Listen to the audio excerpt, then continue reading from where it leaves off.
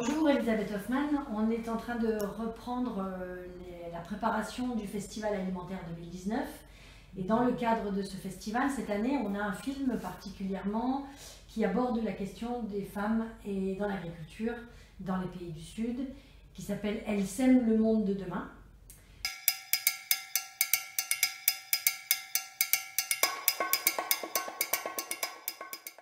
Et donc on s'est dit que ça pourrait être intéressant dans la mesure où vous êtes membre du réseau Genre en Action, que vous nous fassiez peut-être une petite présentation un petit peu. Genre en Action est un réseau francophone international sur la question de genre et développement. C'est finalement quelle est la place des femmes aujourd'hui dans l'agriculture? Donc je vais avant tout parler des pays du Sud, parce que c'est là où j'ai plus de connaissances. Quand je parle du Nord, je vais le spécifier. Donc, les agricultrices, de toute manière, sont parmi les actrices centrales de l'agriculture paysanne et des exploitations familiales. Ça, c'est clair partout. Elles sont très importantes dans ce type d'exploitation. Après, il y a le domaine agricole plutôt plus intensif, ou disons faisant appel à des salariés, et en effet, les femmes sont très présentes aussi parmi les salariés agricoles. Souvent sous des ordres d'hommes, au nord comme au sud, mais elles sont souvent embauchées comme ouvrières agricoles. En France, en Europe, sous un statut de saisonnière, très souvent.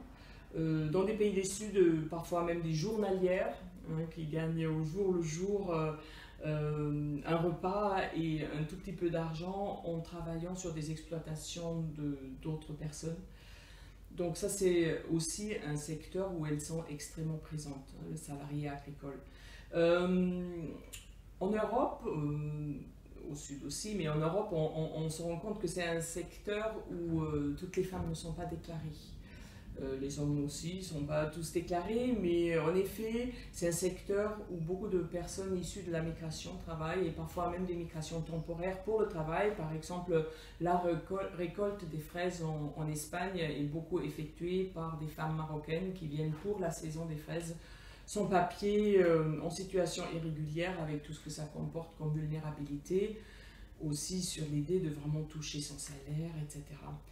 Les employeurs de ces femmes qui travaillent comme salariés dans l'agriculture peuvent être des paysans qui peuvent faire appel à une main-d'œuvre rémunérée ponctuellement, mais il y a aussi des femmes qui travaillent comme ouvrières agricoles pour des multinationales du style Del Monte qui fait les fruits en Amérique latine, ou des femmes qui travaillent pour l'industrie des fleurs, par exemple au Kenya.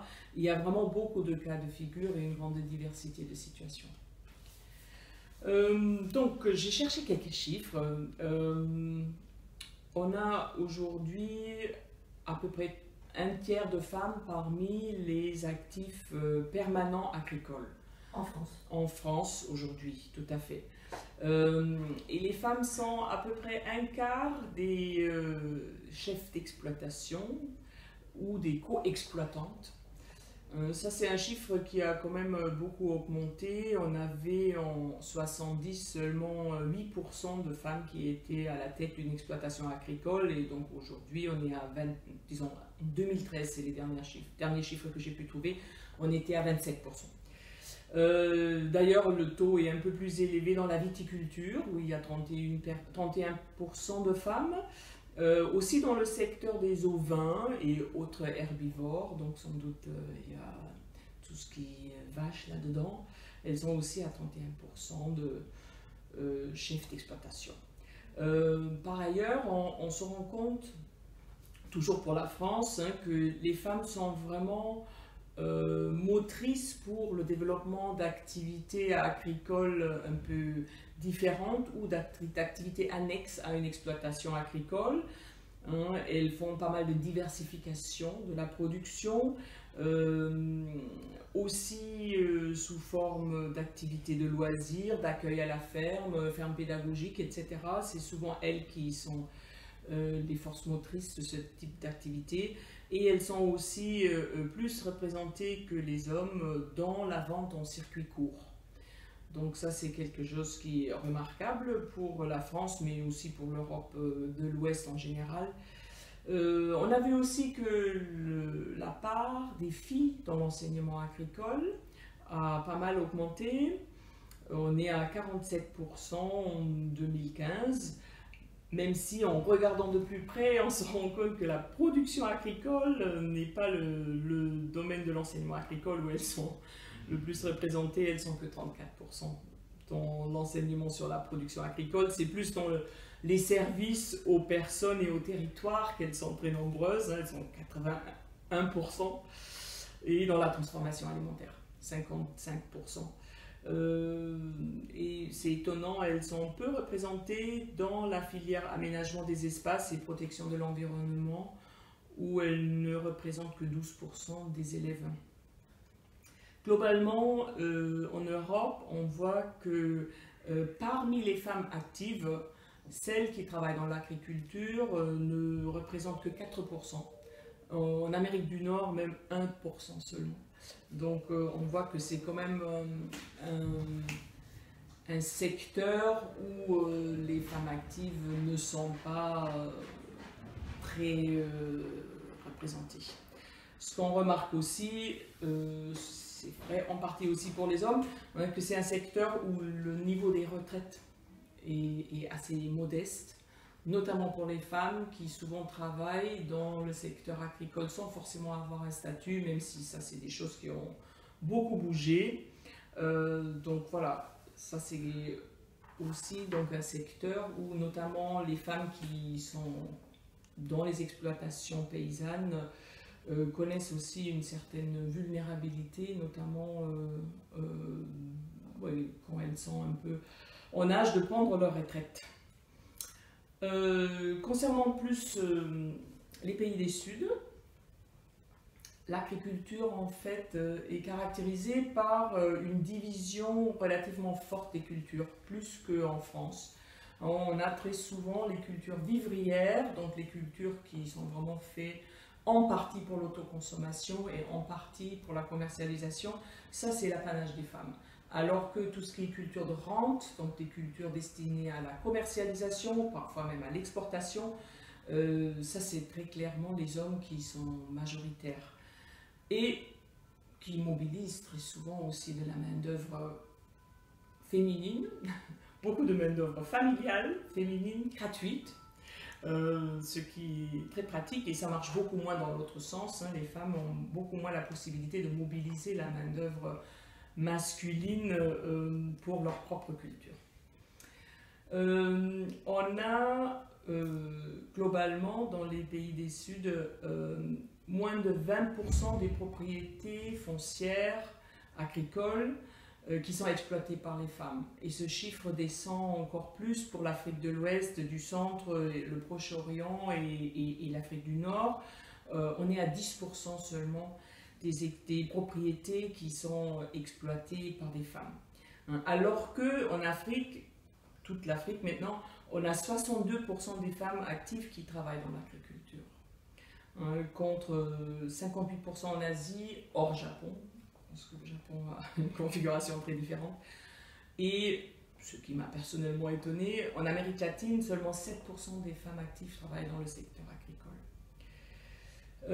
On remarque aussi qu'il y a un déficit très important de tout ce qui est formation agricole, de tout ce qui est vulgarisation, service d'appui conseil aux agricultrices dans ces pays-là. Donc, par exemple, le Bénin. Je prends le Bénin, on a plus de 70% d'agricultrices, donc les femmes sont très actifs dans l'agriculture, mais moins de 10% des professionnels de la vulgarisation agricole sont des femmes.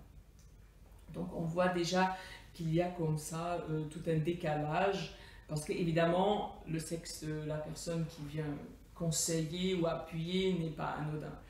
Et tout cela est important parce qu'en effet, qui dit moins d'appui, dit aussi moins d'accès à des technologies innovantes et aussi moins d'accès au crédit agricole. Un des facteurs qui limite cette possibilité des femmes à accéder à plus d'appui, à plus de formation, c'est aussi le fait que beaucoup de femmes rurales dans les pays du Sud sont encore aujourd'hui analphabètes, ou ont un niveau de capacité de lire et écrire assez limité, et en effet ça limite la capacité à participer à des formations qui sont souvent basées sur l'écrit quand même si c'est des formations agricoles. Donc ça c'est en effet très clairement un des facteurs qui freine. La place de la femme aujourd'hui dans la société mondiale s'interroge un petit peu partout. Est-ce que ça a des répercussions? Est-ce qu'il y a des choses qui se passent aussi justement sur ce lien entre femmes et agriculture? Oui, en effet, il y a globalement des tendances qui se répercutent aussi dans le domaine agricole. Alors il y a une des évolutions sociétales plus larges qui concerne les droits. On a, grâce à des conventions internationales, etc., quand même globalement une évolution vers des droits plus équilibrés, vers plus d'égalité législative d'hommes et de femmes. Par contre, ce qu'on voit par exemple en Afrique de l'Est, de l'Ouest et du Centre, c'est que même si les lois bougent, notamment au milieu rural, ça ne veut pas forcément dire que les réalités évoluent aussi rapidement. En effet, les normes sociales, les attitudes, les mentalités évoluent beaucoup plus lentement.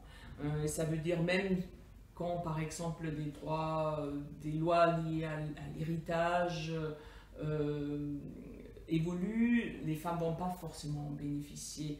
Et ça, c'est évidemment extrêmement important parce que l'accès aux terres est évidemment, entre autres, lié à cette question de qui a le droit foncier sur ces mêmes terres. Bon, il y a dans ces contrées encore pas mal de terres communales, mais ça veut dire que l'accès des femmes à ces terres, leur droit d'usage, dépend finalement d'hommes qui leur accordent ça, soit les chefs de village, le cercle des anciens ou le chef de lignée, etc., qui leur attribuent un lopin de terre. Mais évidemment, les femmes qui ne travaillent que des terres qui leur sont prêtées, entre guillemets, ne peuvent pas les valoriser pareil. Elles ne vont pas, par exemple, planter des fruitiers ou planter des haies anti-érosives sur une terre qui peut leur être retirée à n'importe quel moment. Donc les aspects législatifs sont importants sur la capacité à vraiment sécuriser l'accès à la terre.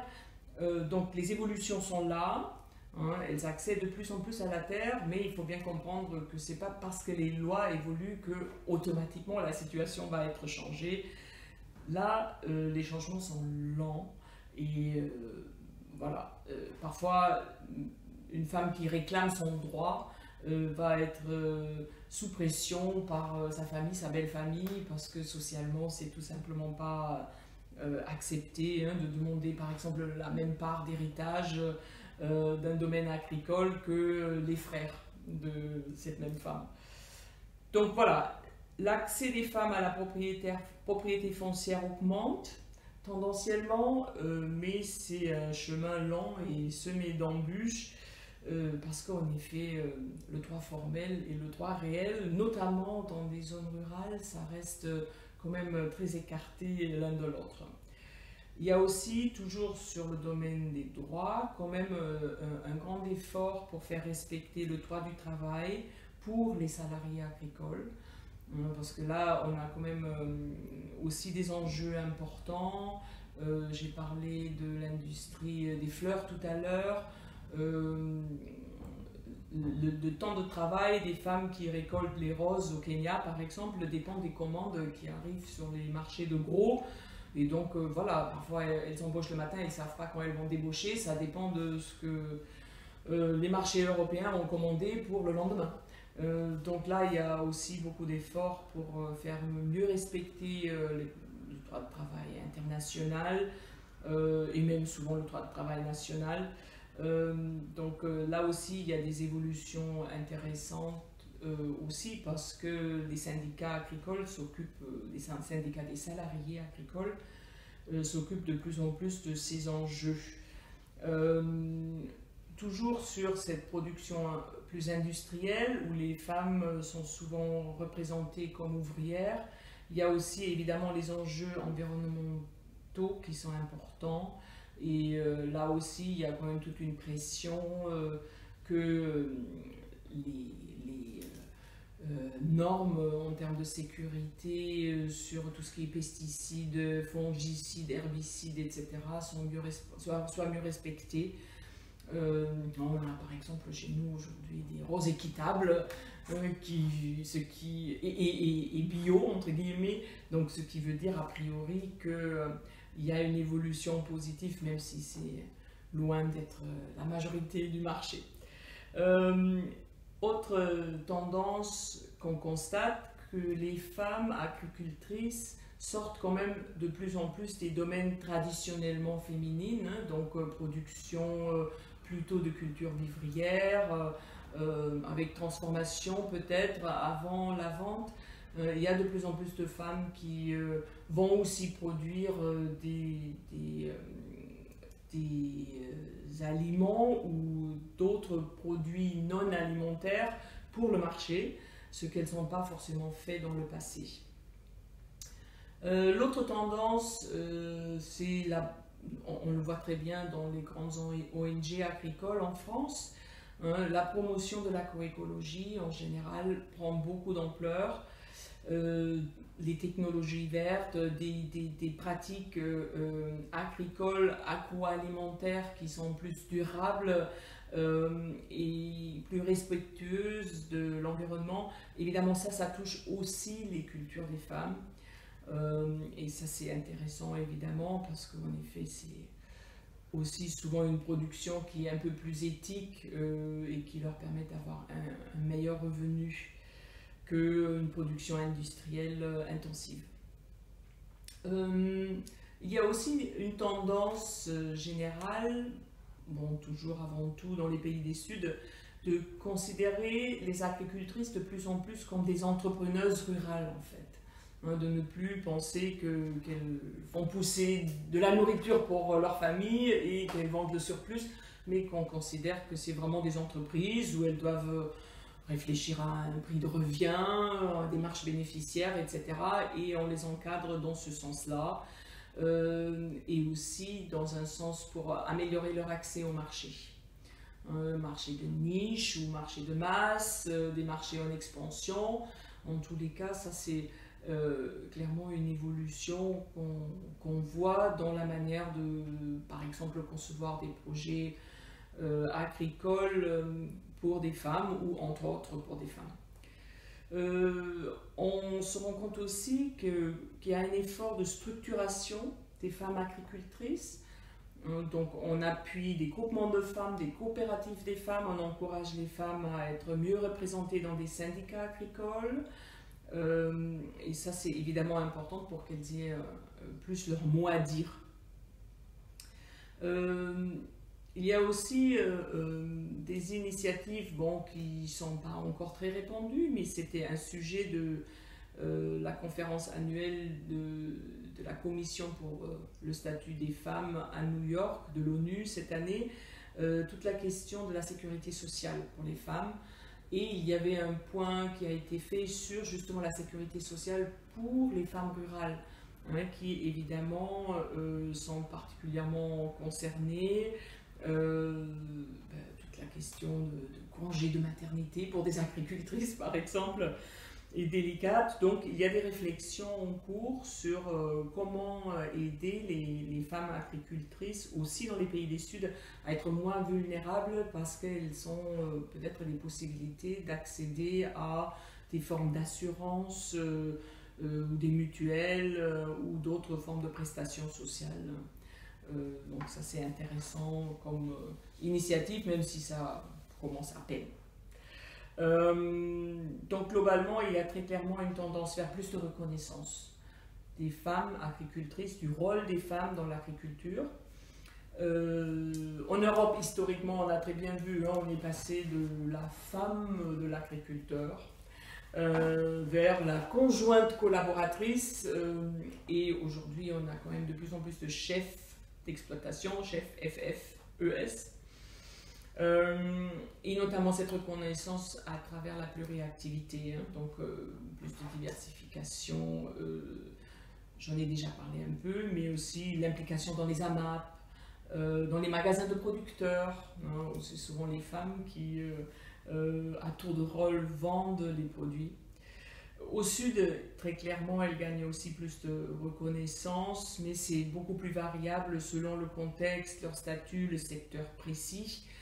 Le commerce équitable était quand même aussi au sud une porte pour plus de reconnaissance des femmes agricultrices, hein, des coopératives de femmes, etc.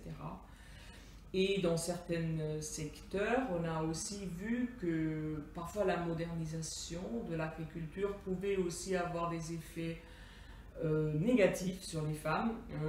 Par exemple, le safran au Maroc, avec une meilleure organisation de la filière, et la hausse des prix qui a accompagné cette évolution, les hommes ont de plus en plus pris le contrôle de la culture et du coup du commerce du safran. On l'a vu aussi sur le lait au Sénégal, au Niger, hein, où en effet avec la mise en place de laiteries, collecte de lait et transformation industrielle de ce lait collecté, très souvent c'est les hommes qui ont pris le dessus. Donc plus de reconnaissance d'un côté, mais aussi une certaine perte de certaines activités traditionnellement féminines de l'autre côté. Et justement, l'autre question qui est indispensable pour nous sur le festival alimentaire, on est tous des consommateurs, des citoyens. Il y a aussi le festival alimentaire, c'est le CFSI qui coordonne aussi des ONG qui travaillent sur la question agricole. Donc finalement, qu'est-ce que ça peut avoir comme implication pour nous? Comment est-ce qu'on peut s'impliquer, nous, pour cette reconnaissance et puis cette augmentation de la place des femmes dans l'agriculture?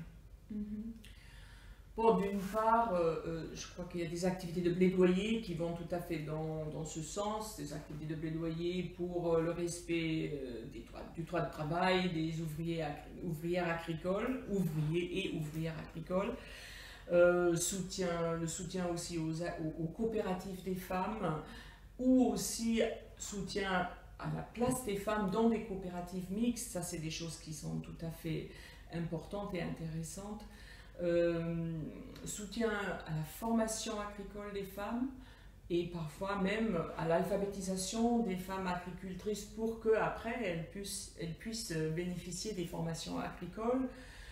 Ça, c'est des choses qui sont faites dans certains projets et qui donnent des résultats intéressants, non seulement pour que les femmes puissent être formées, mais aussi pour qu'elles puissent mieux défendre leur point de vue dans des instances décisionnelles, etc., dans des syndicats ou des fédérations de producteurs, sans parler des chambres d'agriculture ici aussi, même si on n'a pas un problème d'alphabétisation. Le soutien globalement aux activités génératrices de revenus des femmes en milieu rural est intéressant parce que pour beaucoup de femmes agricultrices, il est important d'avoir aussi d'autres activités à côté pour avoir une diversification des revenus et aussi un peu une atténuation de la dépendance du risque lié aux aléas climatiques, etc. Donc c'est intéressant que des femmes agricultrices puissent faire peut-être un peu d'artisanat à côté pour avoir une capacité à jongler entre tout ça. Après, évidemment, pour tout ce qui est citoyen, citoyenne lambda, acheter tout simplement des produits issus des filières courtes et du commerce équitable va forcément soutenir les femmes agricultrices parce que c'est dans ces secteurs-là qu'elles sont le mieux représentées, qu'elles ont une place qui est valorisante pour elles et qui leur permettent d'avoir un gagne-pain correct et digne. Merci beaucoup Elisabeth Hoffmann pour cette interview et puis à une prochaine fois.